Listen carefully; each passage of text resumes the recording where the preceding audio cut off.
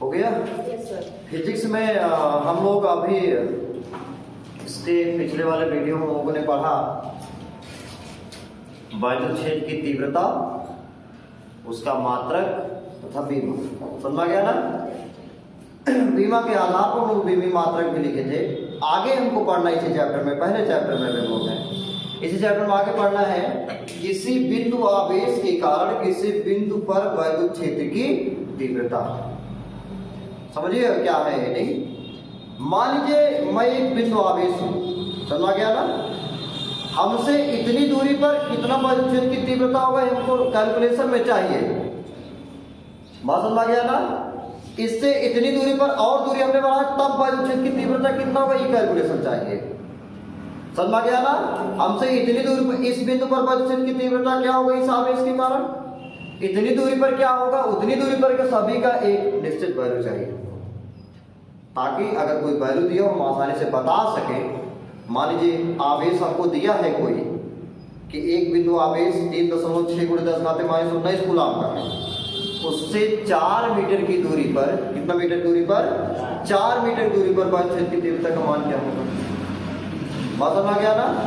5 metre की दूरी पर वैद्युत क्षेत्र की तीव्रता का मान क्या होगा। बात समझ आ गया ना। ये निकालना हो गया ना बात इतना। चलिए हेडिंग डालिए किसी बिंदु आवेश के कारण, हमारे साथ आप हेडिंग डालेंगे किसी बिंदु आवेश के कारण, बिंदु आवेश, हाँ बिंदु आवेश के कारण, किसी बिंदु आवेश के कारण किसी बिंदु पर, किसी बिंदु पर वैद्युत क्षेत्र की तीव्रता, वैद्युत क्षेत्र की क्या निकालना है इसको, तीव्रता। बड़ा हेडिंग है आपका, हेडिंग से आपको नहीं घबराना है भाई, समझ गया ना। जो भी हेडिंग है हेडिंग से आप नहीं घबराएंगे, उसको हम लोग बस अच्छी तरीके से समझने का कोशिश करेंगे। बात समझ आ गया ना।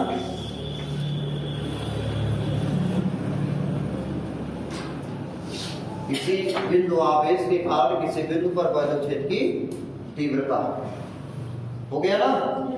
समझिएगा, एक बिंदु आवेश मान लेते हैं प्लस क्यू है, बिंदु आवेश क्या है, प्लस क्यू है। अब इससे किसी बिंदु पर वैद्युत क्षेत्र की क्या करनी है, तीव्रता। अब इससे चाहे जो भी बिंदु लेंगे कुछ ना कुछ दूरी होगी कि नहीं होगी उसकी। मान लेते हैं बिंदु क्यू, जो प्लस क्यू आवेश है वो बिंदु ओ पर क्या है, स्थित है। बिंदु ओ पर क्या है, स्थित है। एक बिंदु आवेश है, यह एक बिंदु पर क्या है, ओ पर स्थित है। अब बिंदु ओ से आर दूरी पर, बिंदु ओ से आर दूरी पर एक बिंदु P है जिस पर हमको वैद्युत क्षेत्र की तीव्रता E का मान ज्ञात करना है। हो गया ना बात इतना। जिस पर हमको वैद्युत क्षेत्र की तीव्रता E का मान ज्ञात करना है। एक बिंदु आवेश हमने क्या मान के रखा, Q, और इससे R दूरी पर एक बिंदु P है जिस पर वैद्युत क्षेत्र की तीव्रता E क्या करनी है, ज्ञात करनी। जब भी आपको वैद्युत क्षेत्र की तीव्रता ज्ञात करनी होगी आपको टेस्ट चार्ज की आवश्यकता होगी, यानी परीक्षण आवेश की आवश्यकता होगी। बात समझ गया ना। इसके लिए हम लोग मान लेते हैं परीक्षण आवेश क्या है, क्यू नॉट। क्या मान लेते हैं, माना हो गया ना। एक परीक्षण आवेश, एक परीक्षण आवेश हो गया क्या है, क्यू नॉट है। हो गया ना। जो जहां, अच्छा जिस बिंदु पर ज्ञात करना है परीक्षण आवेश को उसी बिंदु पर रखेंगे, यही तो बता पाएगा परीक्षण आवेश आवेश कितना तेज बल लगा रहा है वो। हम ना लिखेंगे जो बिंदु P पर क्या है, बिंदु P पर स्थित। जो बिंदु P पर क्या है स्थित। इसको रख देते हैं बिंदु P पर। हो गया बात इतना। कहाँ रखते हैं? बिंदु P पर। हो गया बात इतना। आप समझिएगा, हम वैद्युत क्षेत्र की तीव्रता E बराबर क्या पढ़े थे? F upon Q not. Q not तो यहाँ दिया गया है ना, सही है ना।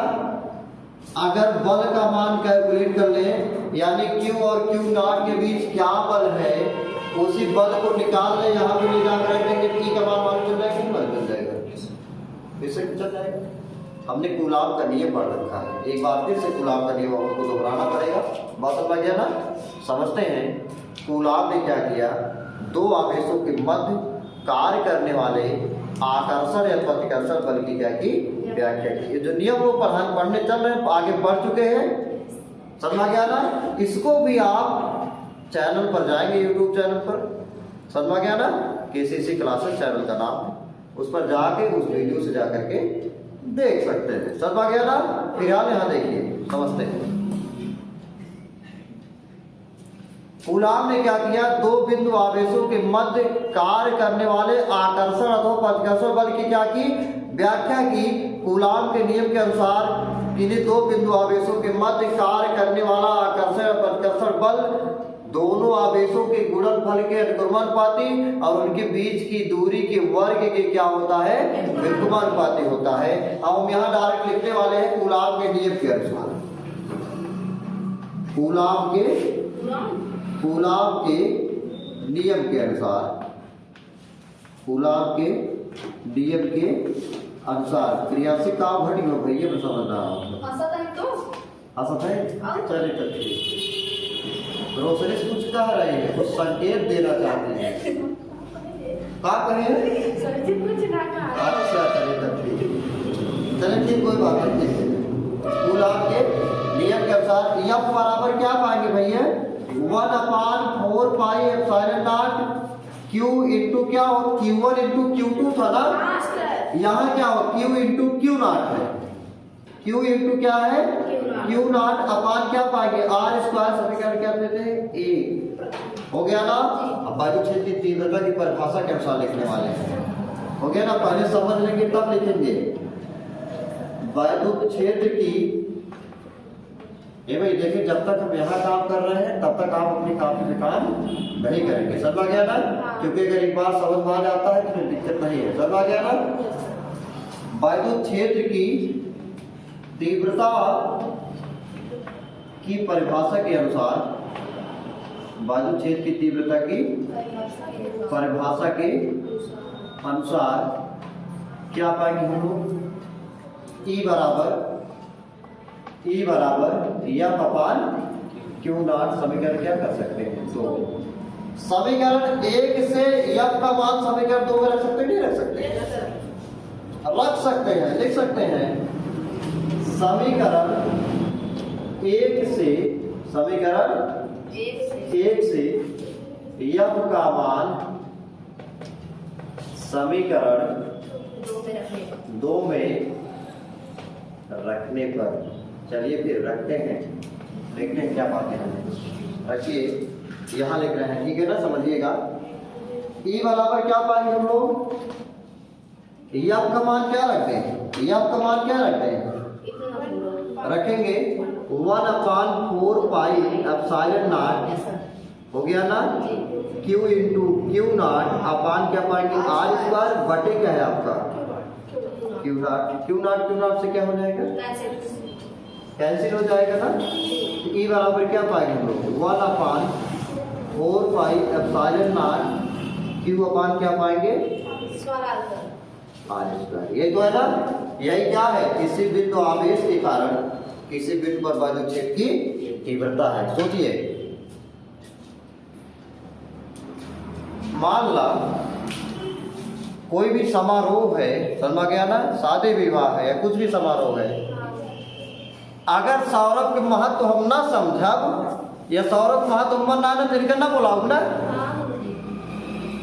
ये तो है, सही है क्या है?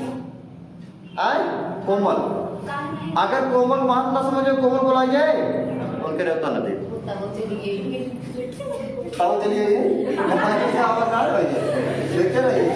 देखते रहिएगा, समझिएगा।